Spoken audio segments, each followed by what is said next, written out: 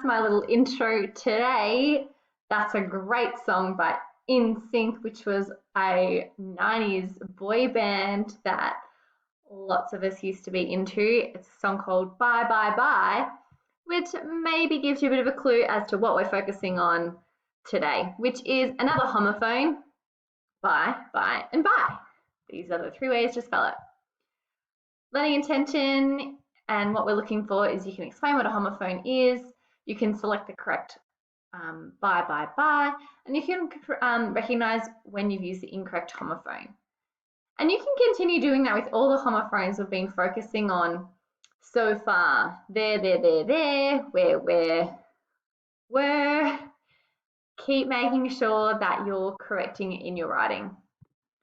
So how do we know which one's which? Let's have a look. This buy with B-U-Y, buy, is used to describe obtaining something from payment or to accept the truth. So, oh yeah, did he buy it? As in like, did he believe it? That's an expression you might have heard before. Or of a purchase, like that was a good buy, like a good find, you know, you got it on a bargain. So here's an example. Mrs. Loby saw the sale tag and immediately wanted to buy it. Often I do look for a good sale. So there's three sort of ways of using it. So buying it as in paying money and getting it, buying it as in believing the truth, or buying as in it's a purchase as a noun. This type of buy, B-Y-E, is a shortened version of goodbye and used to farewell someone, say, see you later. It can also mean the position of a participant in a tournament who advances to the next round without playing. So some of you might know that on a fixture or in footy, the team will have a bye, which means they don't have to play, but they get to go to the next round anyway. So that type of bye is spelt like that as well. So that's bye as in see you later, and bye as in don't need to play a game, go to the next round in the tournament. Bye everyone, Mrs. Levy said, waving as an example. And bye as in by is a preposition, which means showing the position of, indicating the means of achieving something. So I won the colouring competition by doing it really neatly. So it's indicating how I've achieved something. It can also be an adverb to describe going past. So I've used an adverb here. Mrs. Loby's car flashed by as she sped off. So going past. I went by the supermarket on my way home.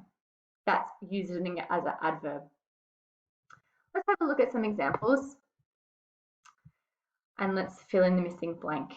She stood at the doorway, waving as she said bye.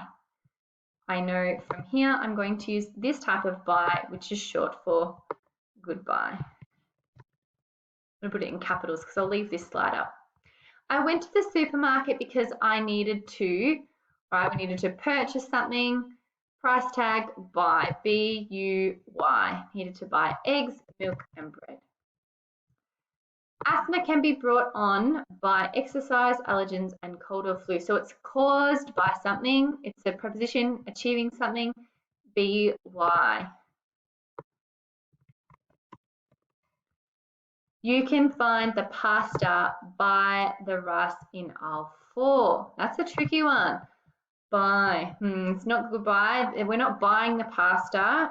So it's this one here. It's meaning as an adverb where it is. It's just past it. So B-Y. And the last one, she got it whilst it was on sale. What a great B-U-Y. Buy.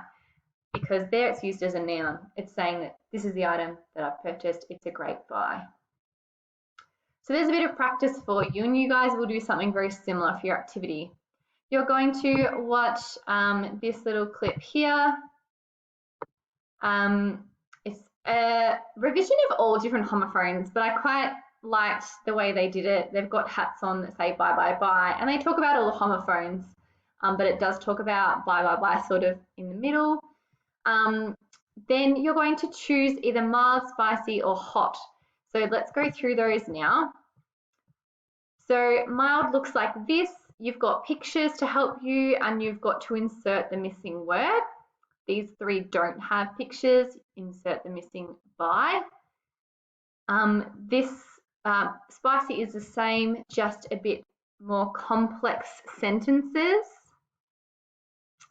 And then hot is you've got a picture prompt, and you're going to write a story, but not just using bye, bye, bye. I want you to use all the homophones from the last 3 weeks as possible. Where, were, there, and bye, bye, bye.